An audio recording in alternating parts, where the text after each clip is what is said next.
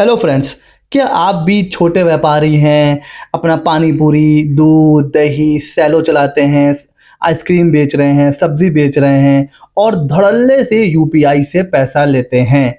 तो अब आपके हर एक ट्रांजैक्शन पर जीएसटी डिपार्टमेंट की है एकदम पैनी नज़र, क्योंकि 60,000 से ज़्यादा केसेस में जीएसटी नोटिस इशू हो चुके हैं कि आपको रजिस्ट्रेशन करवाना है।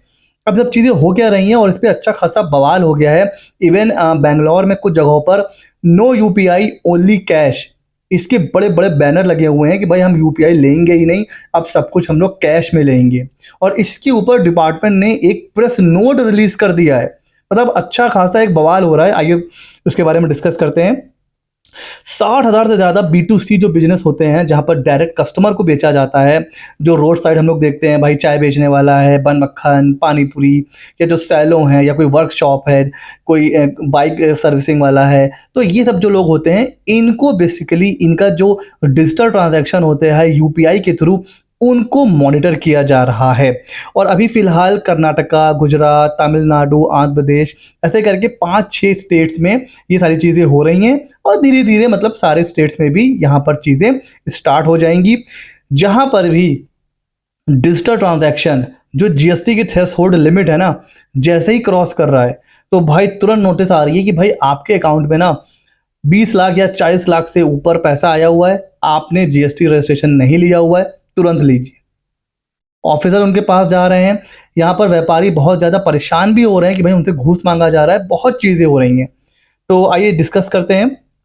तो देखिए मैकेनिज्म काम कैसे कर रहा है। भाई आप छोटे व्यापारी हैं, आज के टाइम में हमें पता है कि बिना यूपीआई के बिजनेस कर पाना बड़ा टफ है, क्योंकि कैश कोई कैरी कर नहीं रहा है। ठीक है, तो आपने स्कैनर दिया, वो स्कैन हो गया, पैसा अकाउंट में चला गया।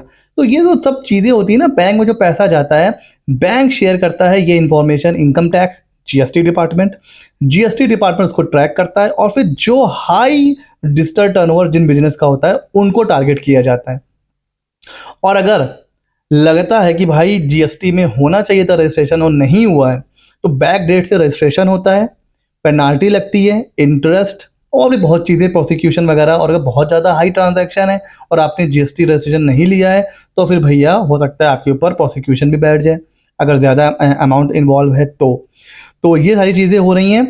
तो बेसिकली देखिए क्या होता है, अगर आप गुड्स बेच रहे हो, सिर्फ गुड्स, तो लिमिट है 40 लाख जीएसटी रजिस्ट्रेशन की। और अगर आप सर्विस दे रहे हो तो 20 लाख। और अगर कोई गुड्स और सर्विस दोनों दे रहा है, उस केस में भी 20 लाख है उसकी लिमिट। ठीक है सर। जैसे ही आप ये लिमिट क्रॉस करते हो ना, तो रूल ये कहता है कि भाई आपको जीएसटी रजिस्ट्रेशन लेना पड़ेगा। अब आपको लगता है कि आप यूपीआई से ट्रांजैक्शन लेते जा रहे हो 1-2 महीना, 6 महीना, और आपका ध्यान ही नहीं जाता है कि कब आपका टर्नओवर 40 लाख और 20 लाख को क्रॉस कर जाता है। यहाँ पर आ जाता है जीएसटी डिपार्टमेंट पिक्चर में। वो देखता है कि भाई धड़ल्ले से यूपीआई ट्रांजैक्शन, डिजिटल टर्नओवर हो रहा है 50 लाख, 60 लाख, और बंदा जो है वो जीएसटी में रजिस्टर्ड है ही नहीं। यहाँ से गेम शुरू होता है नोटिस का। फिर नोटिस आती है, फिर लगता ये है कि अरे यार हम तो छोटे मोटे व्यापारी हैं और हमारे पास नोटिस आ गया। भाई अगर आपका टर्नओवर 20 लाख 40 लाख क्रॉस कर रहा है, तो आप छोटे व्यापारी नहीं रह गए हो, आपको जीएसटी रजिस्ट्रेशन लेना है। तो यहाँ पर आपको करना क्या है, ये चीज़ें देखते हैं। और इसको लेकर के ना कर्नाटका में बहुत बवाल हो रहा है। अभी जो न्यूज़ आ रही है कि 23 से 25 के बीच में प्रॉपर प्रोटेस्ट होगा। ठीक है। और जो डेयरी वेंडर्स होते हैं ना, दूध दही पनीर वगैरह जो बेचते हैं डेयरी वाले, वो तो 2 दिन के लिए यूपीआई का बाइकआउट कर रहे हैं। और कितने ऐसे छोटे छोटे स्मॉल वेंडर हैं जिन्होंने बड़ा बड़ा बोर्ड लगा दिया है कि नो यूपीआई ओनली कैश। उनको ये लग रहा है कि भाई हम सिर्फ कैश पे लेंगे तो बचे रहेंगे। अच्छा, इस पे देखिए जो प्रेस नोट आया है वो बहुत कमाल का आया है। पूरा मैं शेयर कर दूंगा अपने टेलीग्राम चैनल पर, वहाँ से आप इसको डाउनलोड कर सकते हो। इसकी जो नीचे की लाइन है ना, उसको पढ़िए। डिपार्टमेंट कह रहा है कि it has come to the knowledge of the department that certain traders have stopped receiving payment through UPI and are receiving consideration in the form of cash. उन्होंने यूपीआई लेना बंद कर दिया है और अब वो पैसा ले रहे हैं कैश में। तो डिपार्टमेंट का कहना यह है कि भाई GST is applicable on the consideration received for the supplies in any form, चाहे यूपीआई हो और चाहे कैश हो, चाहे चेक हो, कुछ भी हो। आपको पैसा मिल रहा है तो वो जीएसटी टर्नओवर का पार्ट हम मानेंगे। The department will take suitable action to collect the applicable tax under the GST Act from the traders who have received consideration in any form।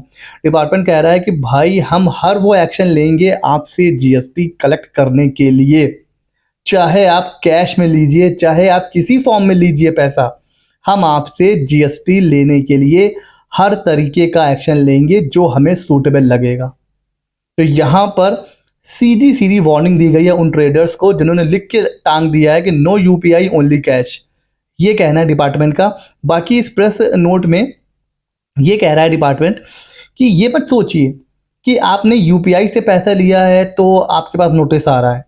भाई रूल है कि 20 लाख या 40 लाख जैसे ही टर्नओवर क्रॉस करेगा आपको जीएसटी रजिस्ट्रेशन लेना है। आप चाहे किसी फॉर्म में लीजिए, यूपीआई हो, बैंक हो, कैश हो, अगर आपका टर्नओवर क्रॉस कर गया तो आपको जीएसटी रजिस्ट्रेशन लेना है।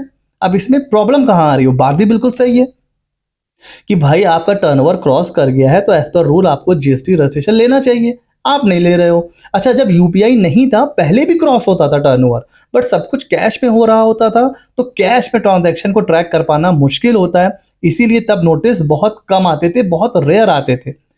अब जब यूपीआई आ गया है ना तो अच्छा तो बहुत लगता है, फटाफट पेमेंट हो जाता है, बट ये एक ड्रॉबैक है from the point of view of businessman. अब इसमें देखिए करना क्या है। सबसे पहले तो अपना जो आपका डिजिटल टर्नओवर है ना उसको भाई आप रिव्यू करते रहिए, बैंक से स्टेटमेंट निकलवाइए, उसको देखिए। अगर टर्नओवर थ्रेशोल्ड लिमिट को क्रॉस कर रहा है तो नोटिस का वेट मत करिए, खुद जाइए और जीएसटी रजिस्ट्रेशन अप्लाई करिए। पहली बात भाई, अगर आपके ऊपर जीएसटी एप्लीकेबल है तो जीएसटी में करवाइए। अच्छा, दूसरा, ये आपके साथ भी होता होगा। अब आप गए चाय पीने के लिए, उसके पास क्यूआर कोड नहीं है तो वो क्या कहता है, सर जरा बगल वाले में कर दीजिएगा, वो मुझे दे देगा। आप बगल वाली शॉप पे जाते हो, उसका क्यूआर स्कैन करा, हाँ भाई पैसा आ गया। तो ऐसे किसी और का पैसा अपने क्यूआर पे मत लीजिए, नहीं लेना है। उसने आपने कहा कि भाई ठीक है बगल वाले को कर दीजिए, आपने कर दिया, उसके अकाउंट में पैसा चला गया, उसने उठा के कैश दे दिया, तो डिपार्टमेंट का नोटिस किसके पास आएगा? जिसने क्यूआर से पैसा रिसीव किया है। अब पता चल रहा है आपका अपना टर्नओवर तो 15-16 लाख का ही है, आपने 10-12 लाख रुपए किसी और का पैसा ले रखा है पूरे साल भर में, नोटिस आपके पास आ गया। अब आप कहते रह जाओ कि सर ये मेरा पैसा नहीं है, मेरे बगल वाले का पैसा है, डिपार्टमेंट नहीं सुनेगा। तो ये सब जो चीज़ें हैं इसको अवॉइड करिए। इतना भाईचारा मत निभाइए कि कल को आपके पास नोटिस आ जाए। तो भाई अपने क्यूआर पर किसी और का पैसा मत लीजिए, और किसी भी तरह की कंफ्यूजन के लिए अपना पर्सनल और बिजनेस अकाउंट को अलग अलग रखिए। यहाँ पर लोग गलती क्या करते हैं, एक अकाउंट चल रहा है उसी में बिजनेस का पैसा भी आ रहा है और पर्सनल पैसा भी आ जाता है। कभी भाई ने ट्रांसफ़र कर दिया, पेरेंट्स ने ट्रांसफ़र कर दिया, फ्रेंड्स ने दे दिया, आपने दिया, मतलब ये भी चल रहा है और बिजनेस का पैसा भी आ रहा है। अब कल को अगर नोटिस आ गया ना तो पूरे साल का ट्रांजैक्शन प्रूफ करते करते करते आप भी प्रूफ नहीं कर पाओगे, और अननेसेसरी पता चलेगा कि जीएसटी एप्लीकेबल भी नहीं है, बट आपको करवाना पड़ जाएगा। तो अपने पर्सनल कोशिश करिए कि पर्सनल अकाउंट अलग रखिए और बिजनेस का अकाउंट अलग रखिए, ताकि कल को नोटिस आ भी जाए तो आपके पास प्रॉपर रिकॉर्ड हो, और रिकॉर्ड को मतलब उसको एक्सप्लेन करने का कि भाई आपने जीएसटी क्यों नहीं लिया, ताकि जब नोटिस आए कि भाई आपका टर्नओवर तो क्रॉस कर रहा है तो आपके पास भी पूरा रिकॉर्ड हो कि ये बताने के लिए कि सर मैंने इस वजह से जीएसटी अभी अप्लाई नहीं करा है। आपको लग तो रहा है कि हाँ टर्नओवर 20 लाख से ज़्यादा है, बट इसमें कुछ पैसा जो है वो हमारे बिजनेस का नहीं है। तो अगर आप ये प्रूफ कर ले जाओगे ना कि ये पैसा बिजनेस का नहीं है, आपका पर्सनल पैसा है, तो फिर आपको जीएसटी लेने की कोई नीड नहीं है। ये भी है। तो अगर नोटिस आ भी रहा है तो आपको ना पैनिक नहीं होना है, घबराना नहीं है कि अरे यार नोटिस आ गया आप क्या करें। नोटिस आने के बाद आपके पास टाइम पीरियड होगा, आप उसमें एक्सप्लेन कर सकते हो कि भाई ये जो पैसा आ रहा है ये बिजनेस का है कि अदर देन बिजनेस का है। ठीक हो गया। और अगर प्रूफ हो जाएगा सर कि ये बिजनेस का पैसा है तो फिर आपको जीएसटी लेना पड़ेगा, और आपको जीएसटी लेना भी चाहिए। आप ये नहीं कह सकते हो कि सर मैं तो रोड साइड छोटा सा जो है चाय वाला हूँ, मैं सब्जी वाला हूँ, मैं क्यों लूँ। भाई आपका टर्नओवर 20 लाख 40 लाख क्रॉस कर गया तो इट मीन्स कि अब आपको जीएसटी लेना है। तो अगर एप्लीकेबल है तो लीजिए, अननेसेसरी नोटिस से बचिए। और एक काम और करिए, हमारे चैनल को सब्सक्राइब कर लीजिए ताकि हम ऐसे ही इंटरेस्टिंग इन्फॉर्मेशन आप तक लाते रहें।